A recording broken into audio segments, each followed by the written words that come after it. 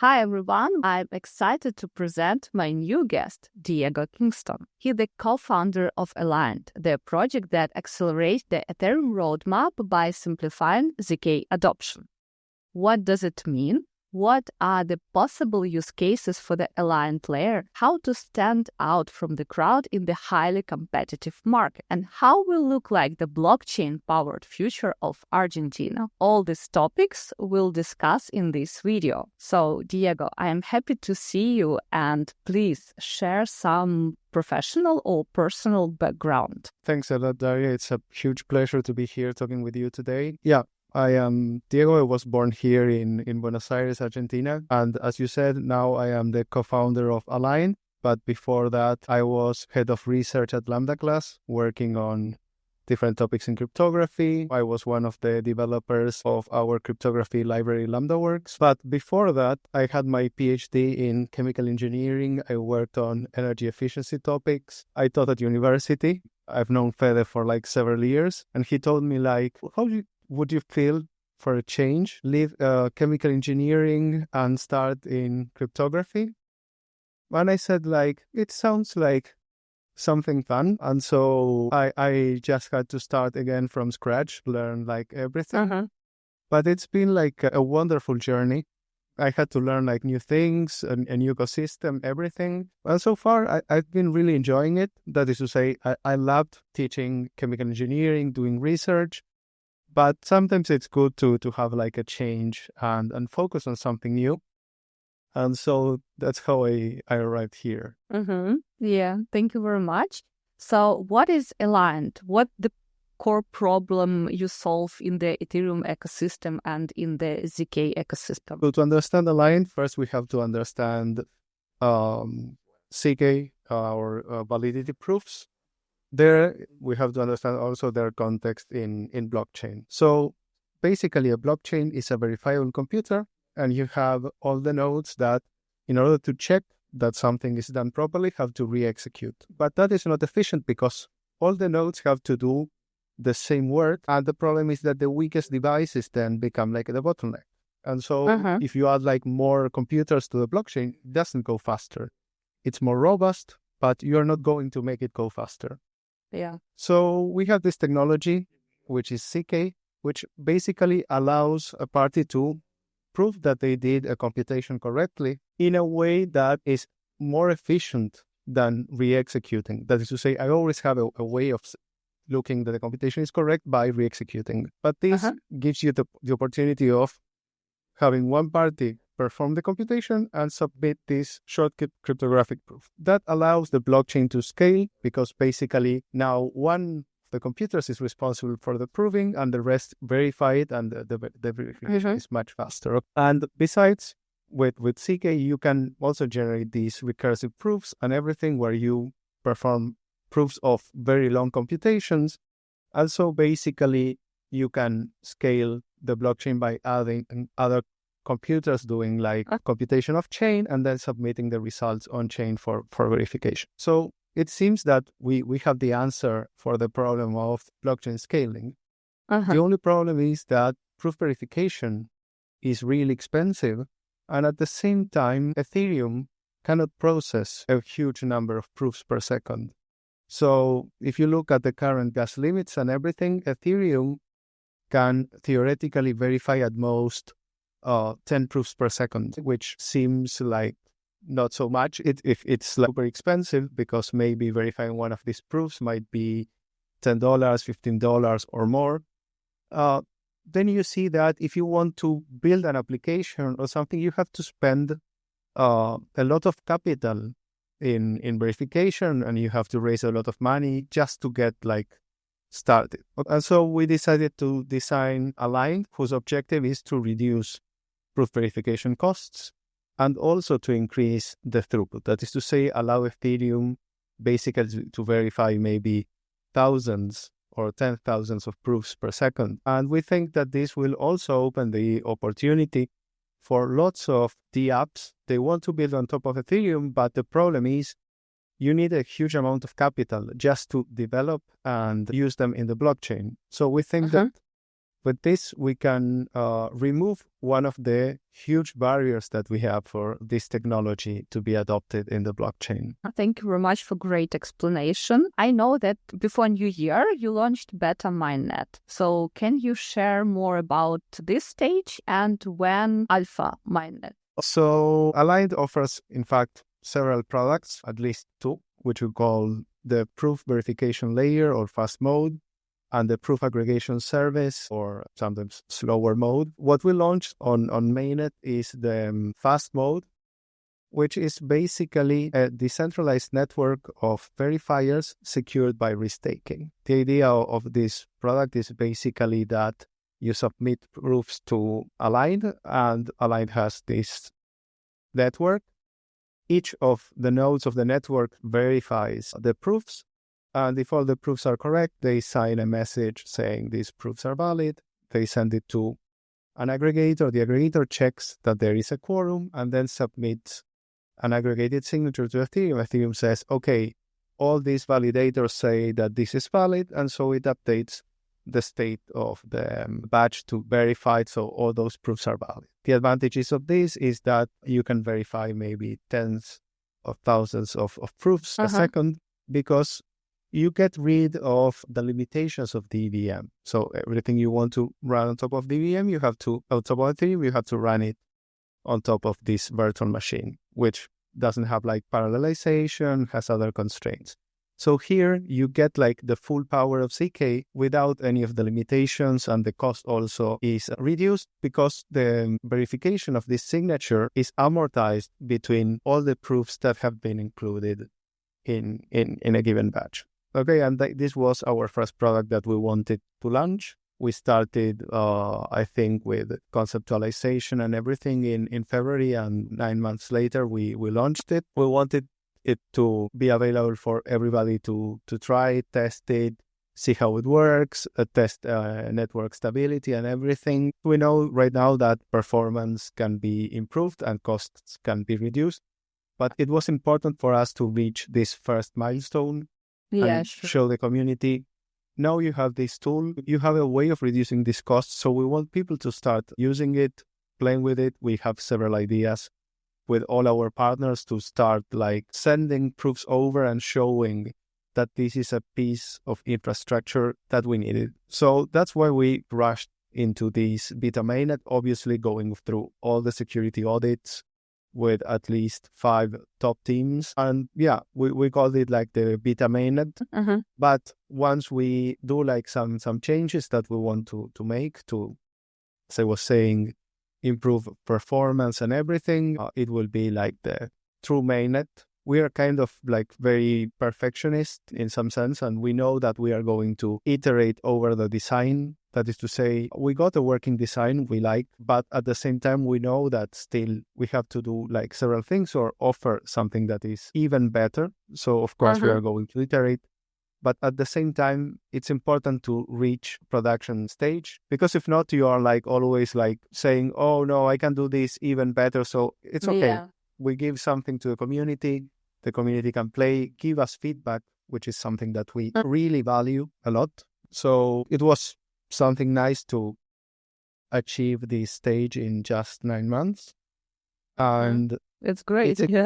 And it's exciting because we already know other things that we want to build and to continue improving this protocol. We hope that already with what we have, people can start building applications and using this version of Aligned. I think that already the reduction in costs is significant, and it can be even more important as we get more throughput.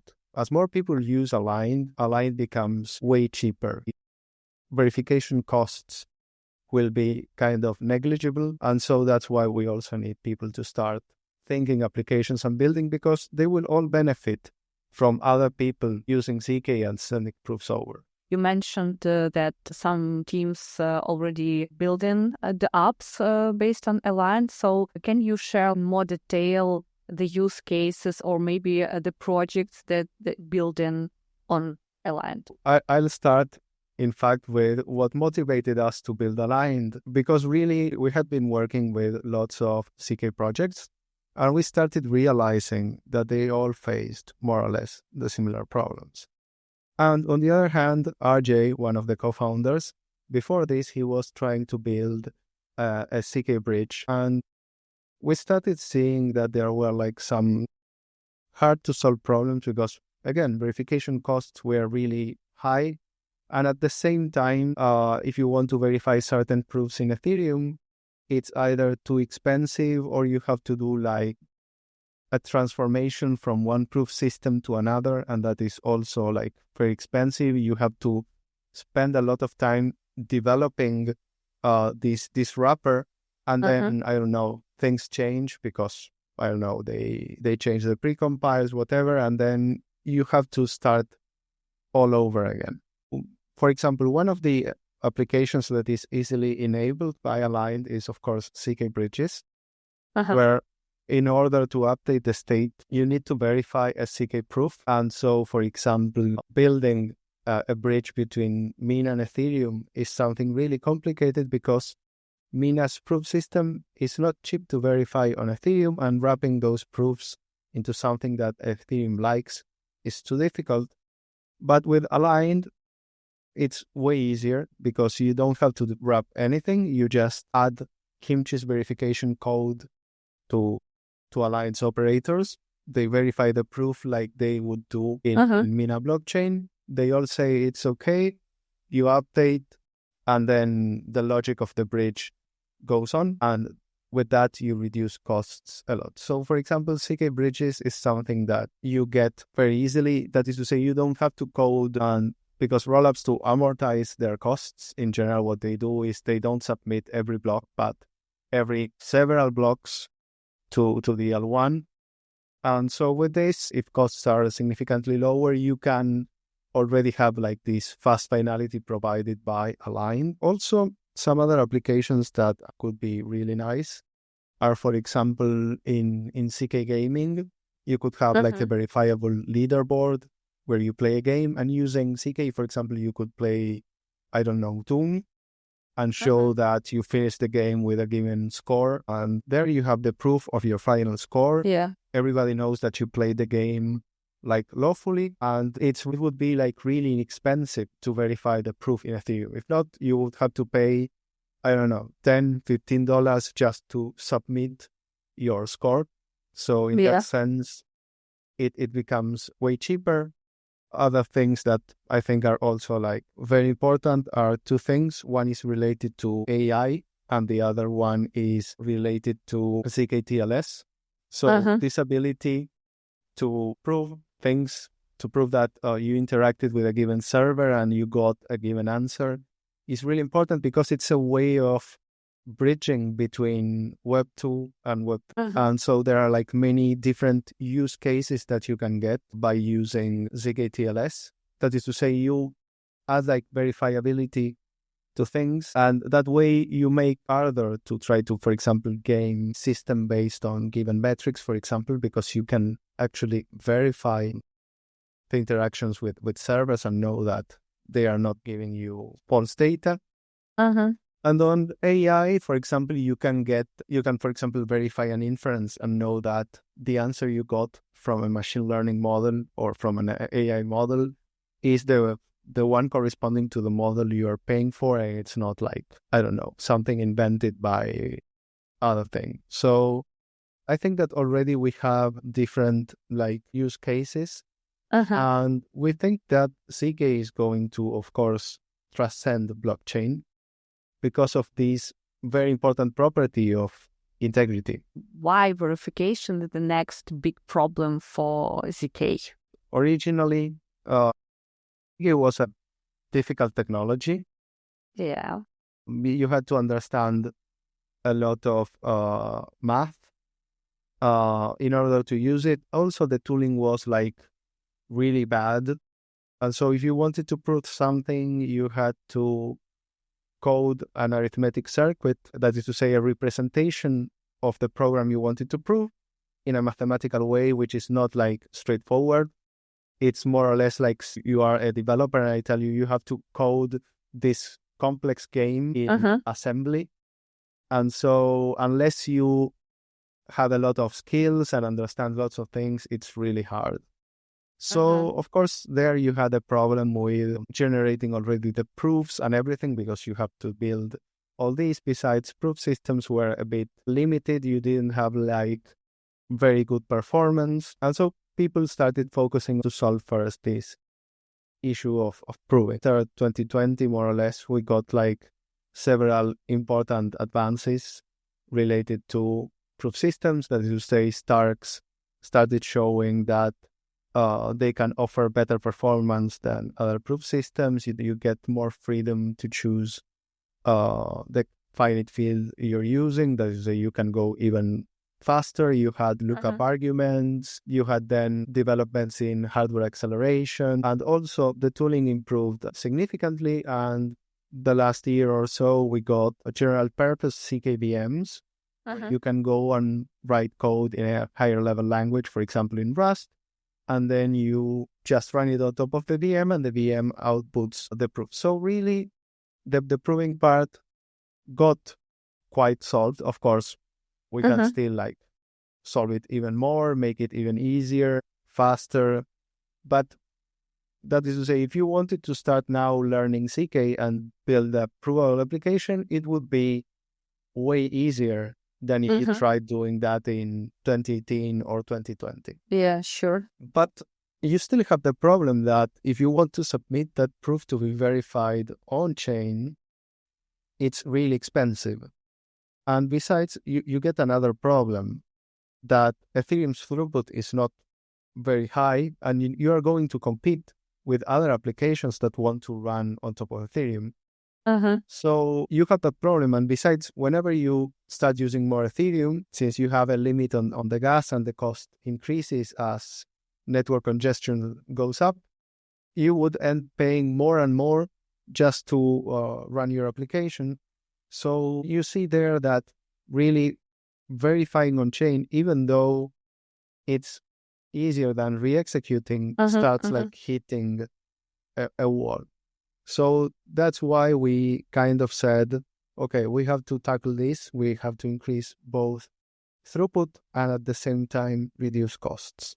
But then you have another problem that already you know that you get a lot of research in proving technologies. For example, now you have binary fields, and people are starting like building new CKVMs maybe based on that technology. Then you have to code new verifiers, everything. And if you want to incorporate many of these things to Ethereum, you have to either go and add new precompiles to make them inexpensive, or you have to add the operations because they are not easily supported on top of the EVM or whatever. So it's like a lot of mess. You would have maybe to touch things inside of Ethereum. So we said like, okay, we're going to make it easier. In Aligned, if you want to add like a new verifier, the only thing you need is the verification code written, for example, in Rust. And then the validators in our network can verify it directly. So in our case, it's really straightforward to add a new verifier. And in fact, once we were in CK Summit in Athens, they released Jolt, a new VM. And we said like, let's try adding it to our testnet. And we were in the middle of the dinner, sponsors dinner. We went back to our apartment and we spent like maybe 4 hours. And 4 hours later, yeah, we are a bit nerds. If we see a new toy, we had to go and play with it.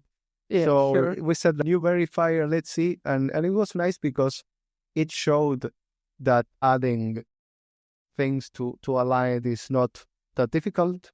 And so if you want to test something before it reaches the L1, of course, you can try it on Aligned. So that's why we also called it like universal, because it was easy to switch proof systems, add new verifiers and all that. We saw that everybody had problems with verification, and that if we want to have like a better user experience, faster finality and everything, we had to tackle that. Of course, there are other things that we still need to solve, maybe at the L1 level. But I think that we are on the right track right now. I know that Alliant is built with Lambda class and Eigenlayer. So can you share more about this collaboration and how they impact on Alliant? In the case of Lambda class, maybe it's easier because we were all part of Lambda class. And so we decided to create this spin-off to build Align. And we have lots of friends, so we can discuss design and everything. And yeah, it was from there and analyzing several problems that different CK companies face that we said, okay, we have to build something new. And we decided to build this new company. The main innovation Eigenlayer introduced, which is restaking, which basically allows you to have programmability on top of Ethereum, but outside the EVM. Basically, what it allows you is to buy or rent the trust of Ethereum without competing for block space. And in that sense, you can build lots of interesting services in Eigenlayer. They are called actively validated services. And we saw that we could use that precisely to bootstrap the security of this decentralized network of verifiers. Of course, with Eigenlayer, you can build lots of very cool products. In our case, it was mostly that. Think about it. If you want to build a network that has to verify proofs and show that things are done properly, you need economic incentives, and people should be punishable if they misbehave. But the problem is, if you have to build that network from scratch, then you have to build the economic security from scratch, get liquidity, get users.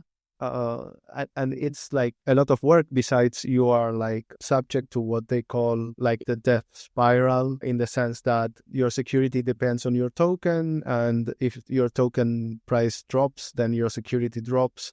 And so everything goes down to zero. We saw that we had this amazing piece that would allow us to bootstrap the network, continue linked to Ethereum, because we didn't go and want to build something outside of Ethereum. We think that Ethereum is going to be the world's like decentralized supercomputer, and that there are a lot of people that really want to build on top of Ethereum. It has lots of amazing researchers, developers. We may have like discussions and everything, but it's good that we innovate and get new ideas. So that's why we said we are not going to build a separate blockchain or anything. We are going to build this service. And yeah, it was like great that we already had Eigenlayer and all its things in place, because if we had arrived 2 years earlier and we had the same idea, it wouldn't have been possible maybe to bootstrap this security and build everything. I think that the time was also like right, and that we saw, okay, we have this problem, we have Eigenlayer, and that way we can verify proofs on Ethereum without having the EVM like constrain us in a lot. So that's something good. And while we were developing things on top of Aligned, we interacted a lot with Eigenlayer's team, and they have been like super receptive. I am happy to have been able to work closely with the guys. I think that it's great to have them, because we will be able to keep innovating on top of Ethereum. This time is better also because you have wider network, wider ecosystem, more companies built with ZK, using ZK technology, rollups, and all these infrastructures. You have bigger market today than 2 years ago, for example, on beer market, and when everything was super bad. I know that in April 2024, you announced 20 million investment in Series A round. So what's your plan for this money, and do you plan to raise more in this year? No, right now our main focus is just building, getting users on board, having people build things on top of Aligned. It was great to already be able to deliver things in the first 9 months.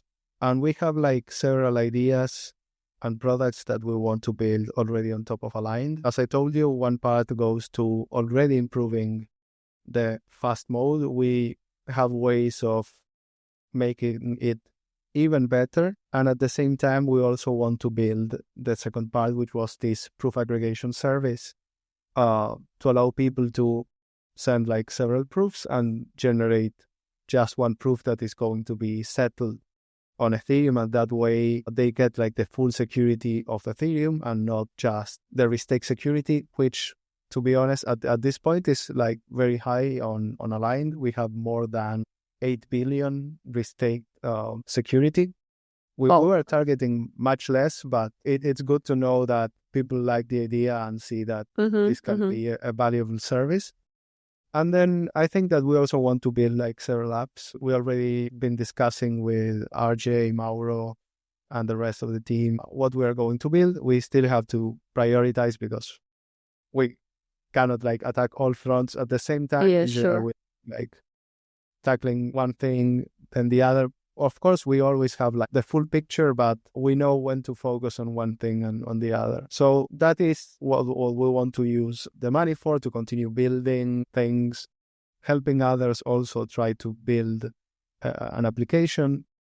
We also organized like some hackathons. We consider it very important to reach developers from many parts of the world.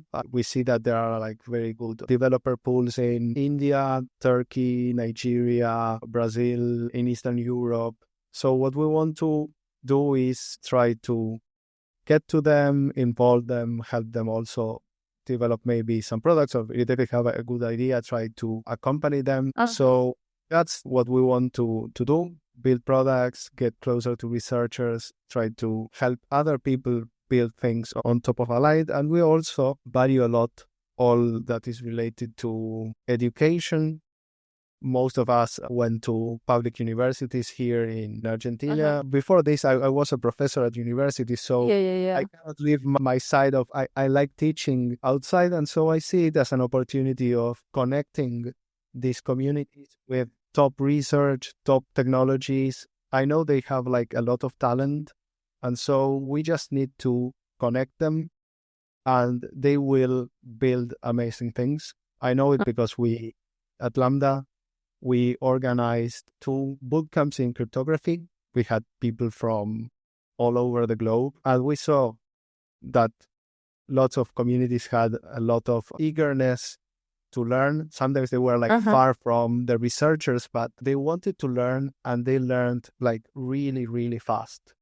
I was surprised to see now some people that were in the bootcamp with me, they've joined like several like top teams. I want to ask you about Argentina and the blockchain in Argentina, because we all know that like your new president and like the people in the country, they are super interested in blockchain, in crypto, and you have this movement, Aleph Crescimento, and maybe we'll see DevConnect in Buenos Aires this year. So what can you say about the current state of blockchain in Argentina, and what the future for Argentina with these technologies and all the projects? Argentina is a country that has suffered from high inflation for decades. We had, of course, some decades. For example, when I was little, there was like no inflation, more or less, but there was this very big banking crisis in 2001. I think it impacted a lot the people. They saw that, for example, government could seize their savings. People had savings in dollars, and they said in 2001, first, you cannot withdraw more than this amount of money from your bank account. And then what they said was this, it was called especificación, which means that your savings that were denominated in US dollars would be transformed into Argentine pesos on a fixed exchange rate, which was 1.4. Before that, it was 1 to 1. Okay. So that meant a huge depreciation on your savings. And that made like people a bit, I don't know. Yeah, and distrust and not trust of maybe the banking system but or the crisis. government. You had lots of people suing the government, everything. It was a bit of a mess. And the problem you get with high inflation is that as soon as you get your money, your salary is losing its purchase power. So you have to do something to try to avoid that. Of course, that has led people in Argentina generally to try to save in a currency that depreciates much slowly. So that's why people in general have like dollars. And so you have people sometimes thinking in dual terms, in pesos to do one thing and in dollars for other things. And so people even like go and buy in US dollars. The same for Ukraine.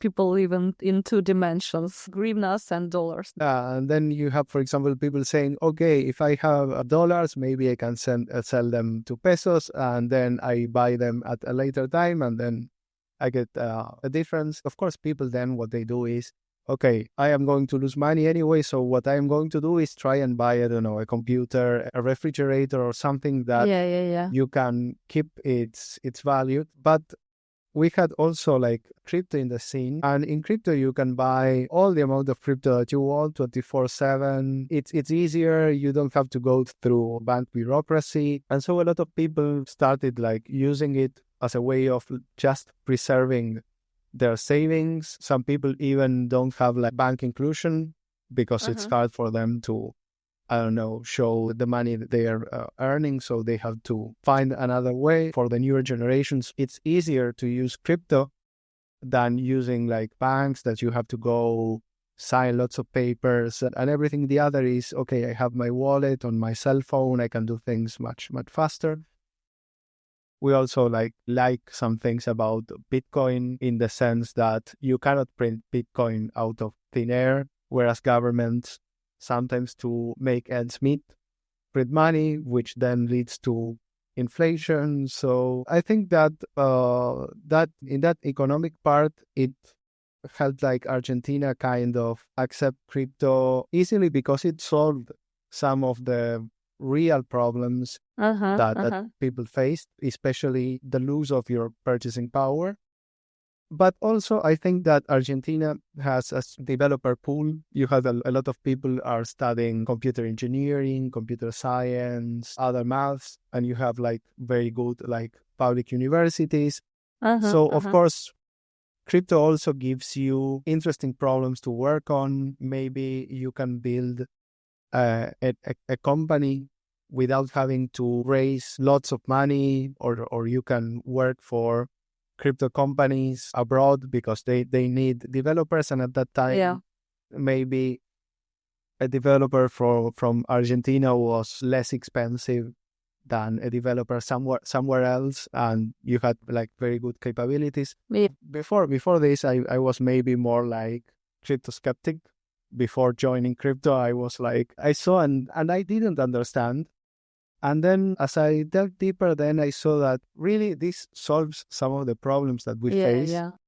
And it's a pity that I didn't understand maybe at first what the idea behind Bitcoin was, what was Ethereum. Then when you dive a little deeper, you see, okay, this is more than just trading or coins. So that's why Argentina, I think, joined crypto. I'm happy that people start coming over to Argentina. They get to see our country. I am here in Buenos Aires. I like a lot my city, but I don't know if we can get Dev Connect to come to Buenos Aires, it would be great because we will have like lots of people coming over. People could also like try visiting like several places from Argentina, because you get like lots of different like landscapes. And Argentina has very good food. We have like a mixture of Spanish and Italian tradition. Wine, meat, all these sweets. Yeah, meat in Argentina is something you are unlikely to see in other countries. In general, here, when we say we are going to do an asado, a barbecue, we say, oh, okay, let's calculate the amount of meat based on the number of people that are coming. And generally, the calculation says like at least 600 grams of meat per person. But I think that's a conservative estimate. That is to say, people, when they come to Argentina and then they see meat and everything, it's like, I can assure you, I've been to other places and I've never seen. So in Argentina, it can be quite an experience. And I think that, I don't know, a lot of people I know from crypto that came to Argentina enjoyed the city here in Buenos Aires, or then going to some popular places like Iguazu, Bariloche, Ushuaia. Bariloche for skiing, right? For there are mountains and skiing. Yes, mountain skiing, a very blue lake. And also it was the place where the development of nuclear energy started in Argentina. Oh, nice. Yeah, there's an island in the lake. And there you had a research facility. And from there you got the creation then of the Argentine Nuclear Energy Commission and everything. And it's one of my favorite places here. It's known also for its very good chocolate. Yeah, sounds pretty cool, and I hope that this Dev Connect will occur in Buenos Aires, and I'd like to visit. And actually, I discussed with my husband that if Dev Connect goes to Argentina, we have to go because it's really cool. And by the way, I follow you on Twitter, and sometimes you post these photos from your office with some cakes, sweets, and I was like, oh my God, they look so nice. I'd like to try a piece of this cake. So I think that people will get emotions if they come to Buenos Aires and to Argentina. Luckily, it's near the office and near Crecimiento. Crecimiento is not far from here. You'll get to experience Palermo and other places. I'd love people to come and see a bit more of my country. Thank you. It's really inspiring. And I want to talk with you about marketing of Aligned because it's very attractive, and your brand style, your visual style is also very attractive and consistent, especially compared to many other projects in the market. Can you share your opinion how important is marketing, position, value proposition, design for growing the blockchain project like yours? Marketing and getting people to know you is important, because otherwise you can have amazing tech, but nobody knows of what you are doing. So of course, communication is really important, but we don't have a specific marketing department, or we decided not to hire a market firm or some marketing firm or something. Of course, we have some people that help us run some of our accounts and everything. But also a part of the marketing comes from us or the engineering team. Sometimes we have this meme that we don't do marketing. Well, in fact, when we, interact in Twitter or something, in fact, we are marketing. It's marketing. Yes. But we place a lot of focus more on engineering, building, and showing those things than just trying to create a narrative without substance. Of course, we like doing lots of memes. We like also interacting with our different partners, organizing different Twitter spaces, community calls, everything. We try to especially be very close to developers and to communities that we are very comfortable with, because maybe we share some similarities, or we like the same kind of things. Of course, we also have some people that are more on design and they are amazing, and sometimes they have to deal with us that are very nerds. Yeah, but for example, I know. Yeah, they have to keep up with us, so it's a bit weird. But for example, when it comes to memes or something, I sometimes create some memes, sometimes RJ jokes that aside from head of research, I am actually the meme guy of the company. But we care a lot of being active in several social media. But in general, what we want is to offer a lot of content for developers, engineers, because what we want is to encourage people to build things, and we also want to empower them. So by generating a lot of learning like resources and all that, what we hope is to bridge the gap between them and top research and everything. So that's why we pay a lot of attention to, for example, writing like blog posts on technical content and everything.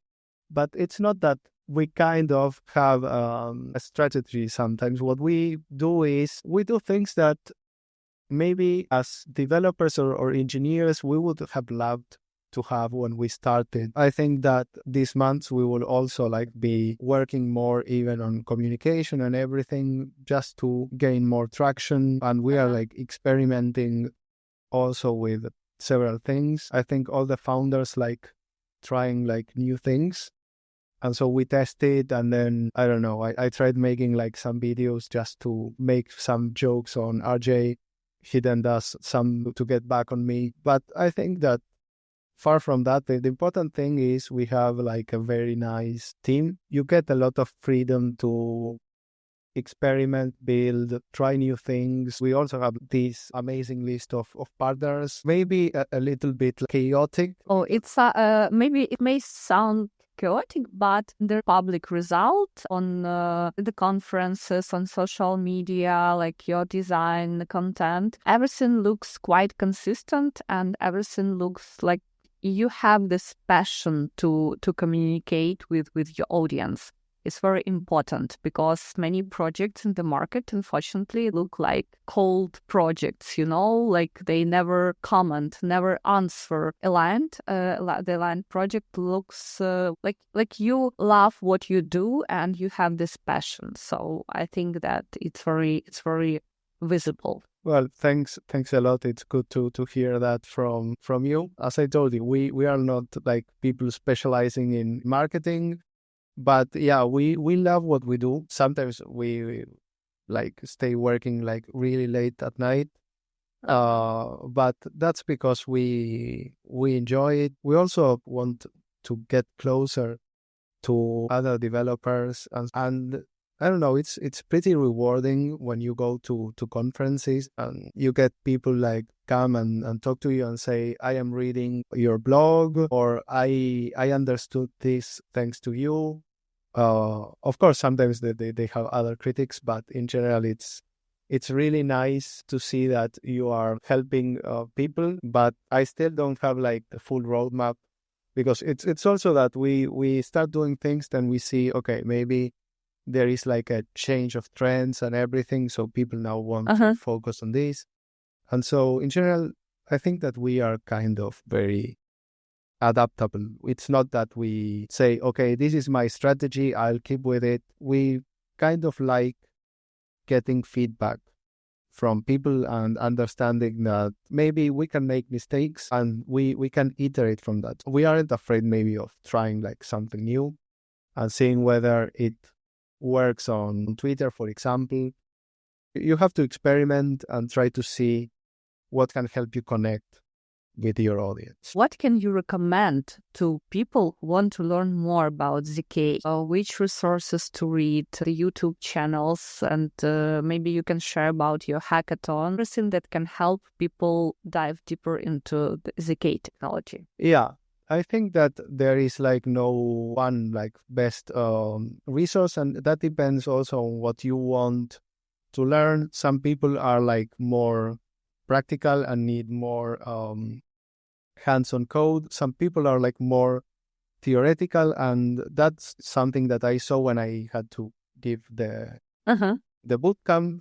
I had like people saying, I love when you explain the theory, and others were like, Diego, I need code. Of course, I think that both realize the importance. Ones learn more the code, and the ones that like code also got to understand better all the theory. At Lambda, we did an effort in the blog to release like several posts on parts of ZK. For example, we have in Lambda Works one example, which is like Baby Snark, which is a very simple snark if you want to start learning there. ZK Hack has done very good videos. For example, I watched Tanbone's lectures on Fry, and I think they were like really, really nice. Of course, maybe for a beginner, it's a bit harder because it's more abstract.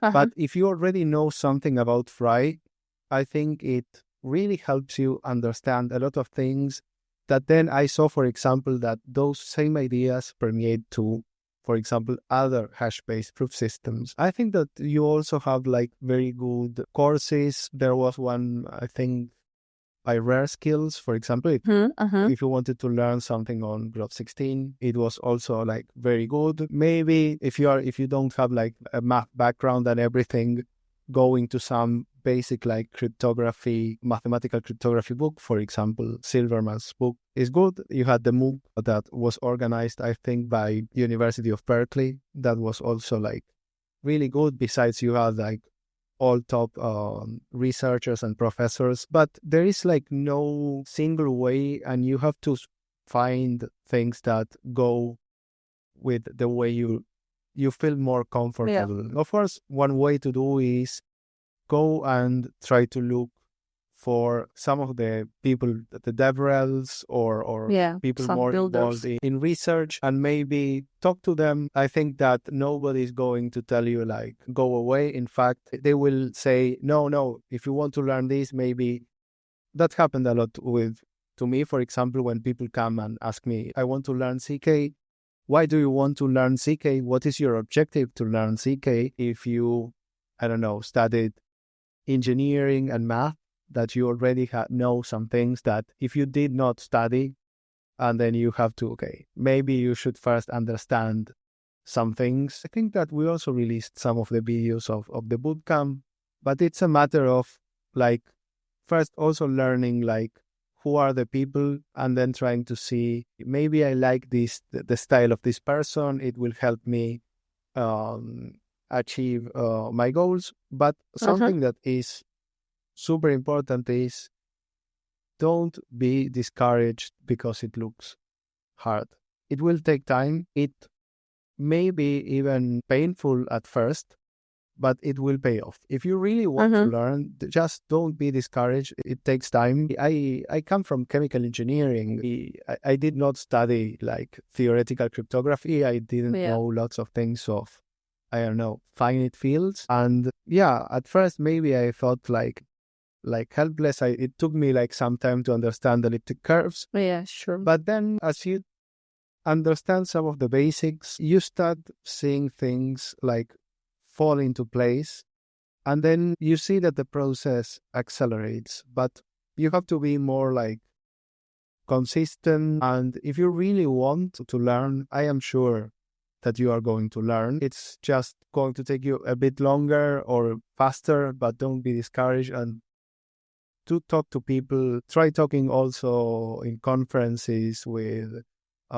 researchers. The reality is lots of them are really open, and they really care that you learn. Many of them were professors at university before this. They like teaching. So that's a way of learning, and we hope that maybe at some point we will be able to do more activities to teach CK to people, because that's the way you onboard new developers. And when we had our bootcamps, it's not that we did it because we were like looking to get more developers for us. It was like, let's bring all this knowledge to these different like ecosystems and give them the tools that they need to jump into this world. And if they then want to work on some project, some company, whatever, it's good for all of us. Thank you for your recommendations. So guys, I'll leave all Diego's links under this video, and you can follow him and ask him questions and meet him at the conferences. I'm sure that you'll have many of them this year and next year. Thank you, Diego, very much for your time, for your expertise, for sharing your knowledge and inspiring things. Guys, thanks for your attention, and see you in the next videos. Thanks a lot. It was a huge pleasure being here with you. Had a lot of fun.